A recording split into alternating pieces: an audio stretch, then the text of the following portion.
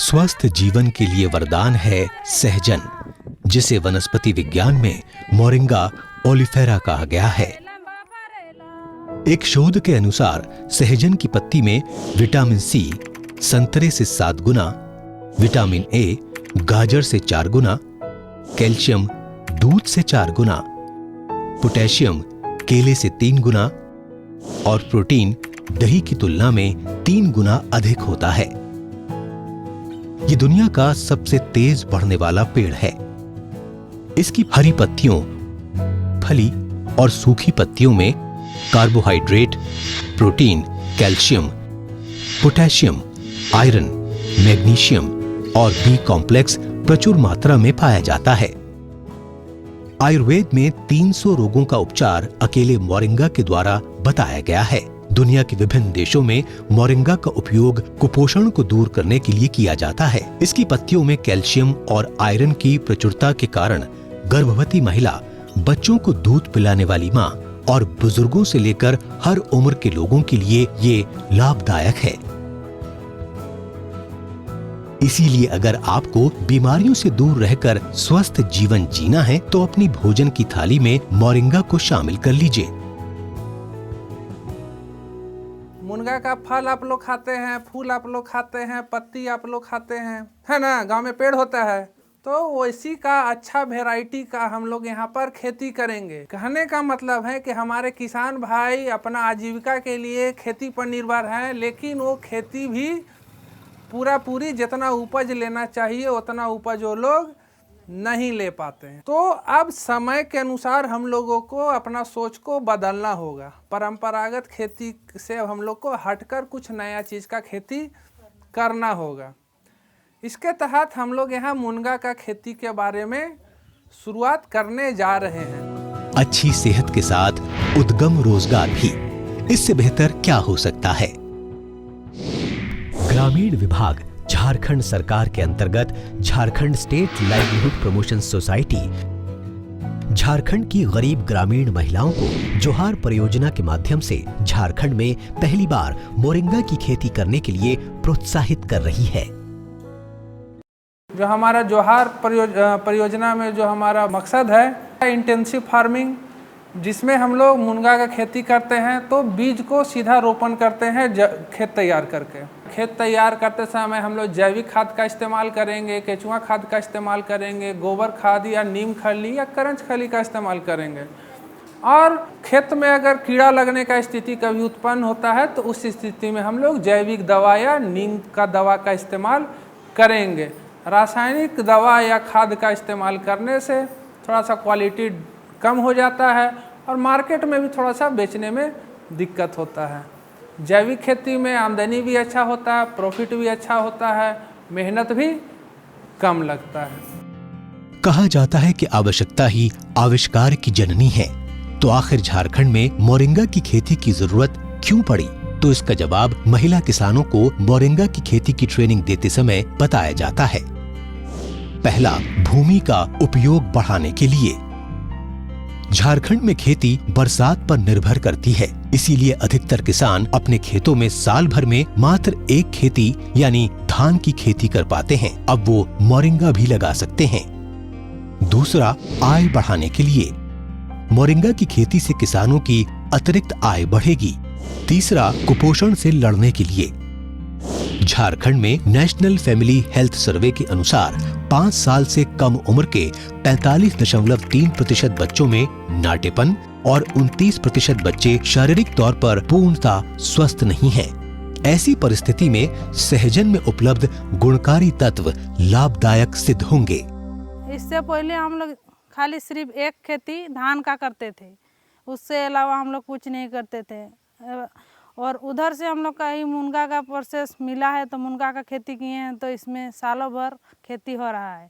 जैसे साल भर में हम लोग 5-6 कटाई कर लेते हैं और दूसरा खेती कुछ ऐसा मतलब सालों भर का पैसा नहीं मिलता था। रोज का सीजन में जैसे ये भी हम लोग का कुछ खेती नहीं हो रहा है तो मुनगा खेती से पैसा आते रहता है, हम लोग का आमदनी होते रहता है। मोरिंगा की उत्तम खेती के लिए PKM1 या PKM2 किस्म को सर्वोत्तम माना गया है। बीज हमेशा मान्यता प्राप्त संस्था या भरोसेमंद दुकान से ही खरीदें। मोरिंगा के बीज को अच्छी तरह से फटक कर खराब बीज को अलग कर दें। साफ एवं स्वस्थ बीज को 12 से 24 घंटे पानी में भिगो कर रखें। भिगोए हुए बीज को 10 से 15 ग्राम ट्राइकोडर्मा प्रति किलोग्राम बीज के हिसाब से मिलाकर थोड़ी देर सूखने दें। सबसे पहले बीज उपचार हम लोग जैसे दुकान से लाते हैं और बीज को पहले फटक के जो गंदगी रहता है उसको निकाल देते हैं और रात भर फूलने के लिए दे देते हैं और दूसरा ये दिन उसको निकाल कर डाइकोडर्मा डाल के और मिला के उसको मतलब खेत में ले जाकर रोपाई कर देते हैं। जैविक खेती के लिए गोबर खाद या केचुआ खाद या नीम की खली का इस्तेमाल करना चाहिए। इसके साथ साथ BIO NPK का उपयोग करने से पौधे में विकास तेजी से होता है। जैविक कीटनाशक यानी दीमक नाशक एवं फफूंद नाशक को खाद उर्वरक के साथ मिलाकर खेत में छिड़क कर अच्छी तरह से जुताई करें। मोरिंगा की अच्छी फसल के लिए खेत की तैयारी करते समय गोबर की सड़ी हुई खाद या केचुआ खाद तथा आखिरी जुताई के समय जैविक उर्वरक या बायो NPK को डालकर अच्छी तरह से जुताई करें। सबसे पहले खेत को जुताई करना है। जुताई के बाद में गोबर खाद को छिड़काव करना है, वो भी दवा के साथ में छिड़काव करना है और 1 फीट की दूरी में लगाना है और 2.5 फीट की दूरी में क्यारी बनाना है। खेत में 6-6 फीट की दूरी पर बेड बनाइए। रोपण के समय बीज से बीज की दूरी 1 फीट गुणा 2 फीट या 2 फीट गुणा 2 फीट रखें। बीज को 2 सेंटीमीटर गहराई में रोपें। रोपाई के बाद हल्की सिंचाई कर देनी चाहिए। सहजन को अधिक पानी की आवश्यकता नहीं होती और ध्यान रखना चाहिए कि मिट्टी में नमी बनी रहे। 5 से 12 दिन में बीज अंकुरण होने लगता है और अगर किसी गड्ढे में अंकुरण 15 दिन में नहीं आता तो वहां दोबारा रुपाई कर देनी चाहिए। सहजन की रुपाई का उचित समय फरवरी मार्च तथा जुलाई अगस्त होता है और यदि सिंचाई की अच्छी व्यवस्था है तो दिसंबर और जनवरी का महीना छोड़कर किसी भी महीने में मोरिंगा की रुपाई की जा सकती है। पानी का सुविधा है तो फरवरी मार्च में रोपिए और पानी का सुविधा नहीं है तो बरसात में मुनगा का खेती रोपिए।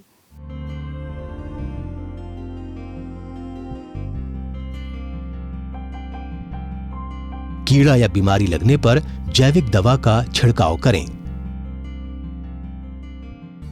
जब हम लोग मोरिंगा का खेती लगाना शुरू किए तो जब बीजा तैयार किए फिर लगाए, उसके बाद जब 1-1.5 फीट का हो जाता है तो उसमें हम लोग निमास्त्र का दवा का छिड़काव करते हैं। उससे कीड़ा उड़ा नहीं लगता है। जैसे हम लोग टीकाकरण कराते हैं वैसे ही उसका टीकाकरण है। दवा से मोरिंगा खेती का अच्छा होता है और उसका पौधा भी हरा भरा दिखता है। जब पौधा 1.5 से 2 मीटर ऊंचाई तक का हो जाए तब कटाई करें। कटाई हमेशा तेज धार वाले चाकू या हंसुआ से 30 से 40 सेंटीमीटर ऊपर से करें। इस तरह पौधे को काटने से नई परहों के विकास को बढ़ावा मिलता है। कटाई हमेशा सुबह के समय में करना चाहिए और कटे हुए पौधे को बंडल बनाकर तुरंत उपचारित केंद्र तक भेज देना चाहिए।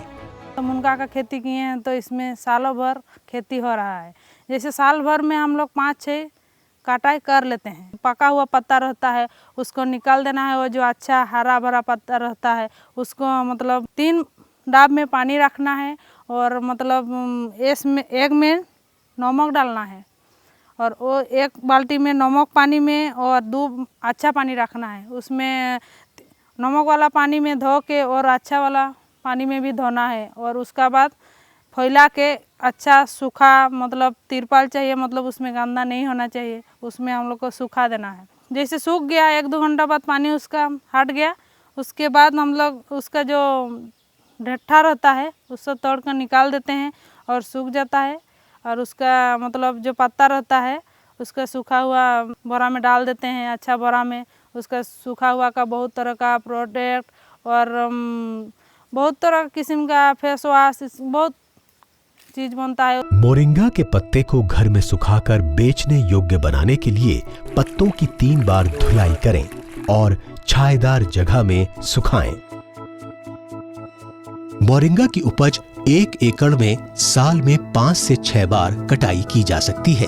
पहली कटाई में 150 से 200 किलोग्राम पाउडर तैयार होता है। इसके बाद पैदावार बढ़ती है और अनुमानित 300 से 400 किलोग्राम पाउडर हर कटाई में तैयार हो सकता है। इस तरह औसतन सालाना 2000 से 2500 किलोग्राम सहजन की पत्ती का पाउडर 1 एकड़ में तैयार किया जा सकता है। बाजार में 1 किलो मोरिंगा पत्ती का पाउडर 60 से 100 रुपए तक बिकता है। इस तरह सहजन की खेती से सालाना 1 से 1.5 लाख तक कमाया जा सकता है, जिसमें 60,000 से 1,20,000 शुद्ध लाभ होता है।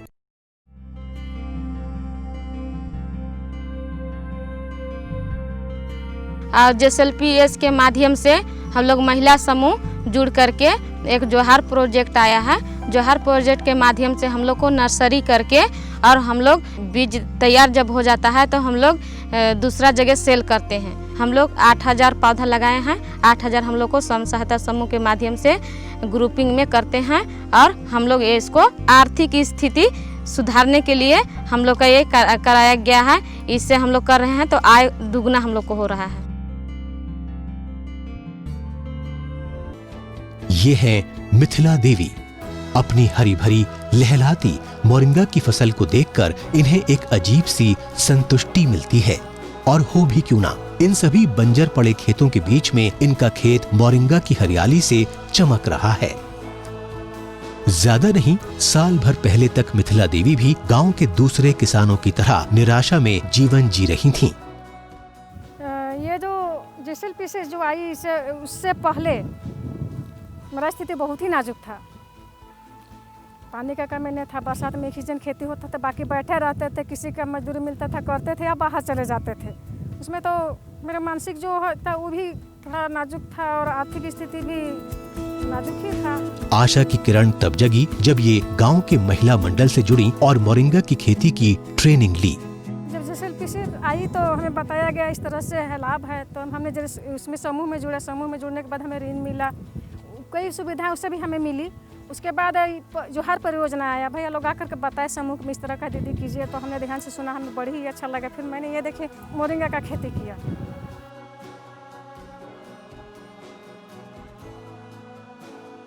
अभी हमको लगता है कहीं बाहर जाने की ज़रूरत नहीं है। इससे हमको मेरा आय 2 गुना 3 गुना हो सकता है, बच्चों का परवरिश अच्छा हो सकता है, मेरा भविष्य उज्जवल हो सकता है।